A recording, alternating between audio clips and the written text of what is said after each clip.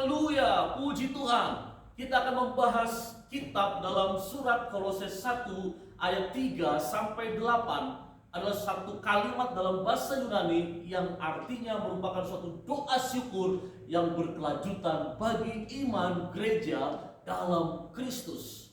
Doa syukur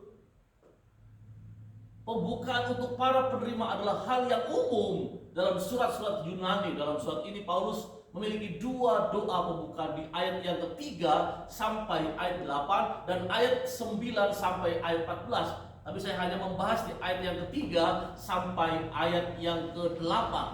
Dalam hal ini kita akan bahas ayat per ayat.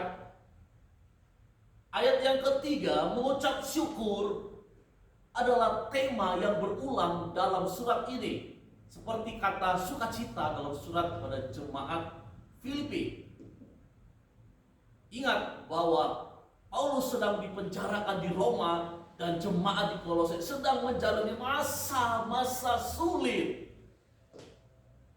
Ayat yang keempat next, karena kami telah mendengar kata ganti jamak ini merujuk pada Paulus dan tim misinya. Mereka telah mendengar tentang masalah guru-guru palsu.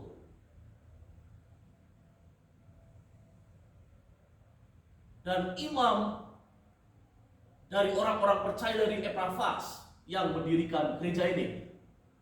Lanjut ayat yang kelima, iman, kasih, dan pengharapan. Ini adalah tiga serangkaian favorit dari teologi Paulus.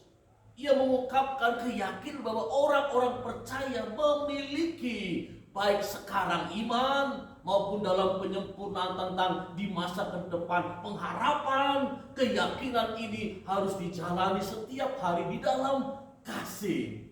Lanjut ayat yang ke-6. Di seluruh dunia.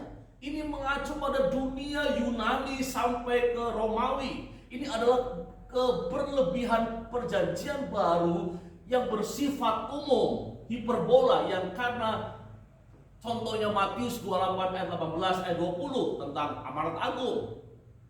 Dan menjadi keyakinan istilah Yunani ini adalah kosmos, memiliki beberapa penggunaan. Kata ini bisa menunjukkan pada planet jasmani, umat manusia yang mendiami permukaan planet ini, filosofi, struktur pemerintahan, lembaga pendidikan, dan sistem keagamaan dari manusia yang jatuh.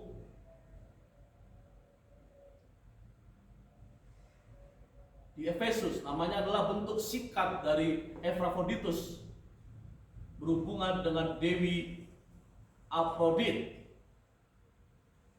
Next, kita perhatikan, kita lanjut di ayat yang ke-7, yaitu Epafras adalah pendiri dari tiga gereja, Kolose, Hierapolis, dan Laodikia di lembah sungai Likus, dan wakil dari Paulus yang mungkin bertobat dan saat Paulus tinggal di Efesus. Nama adalah bentuk singkat dari Epaphroditus yang secara etimologis berhubungan dengan Dewi Afrodit.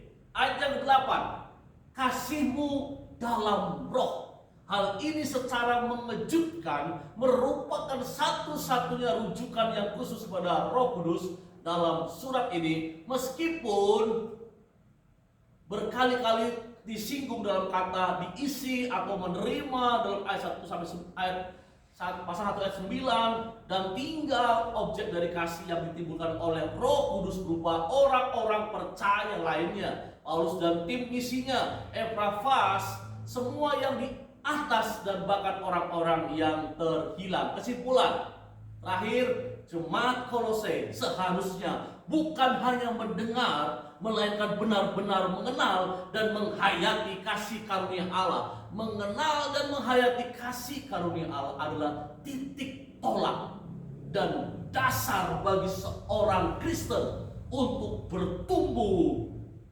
dalam iman.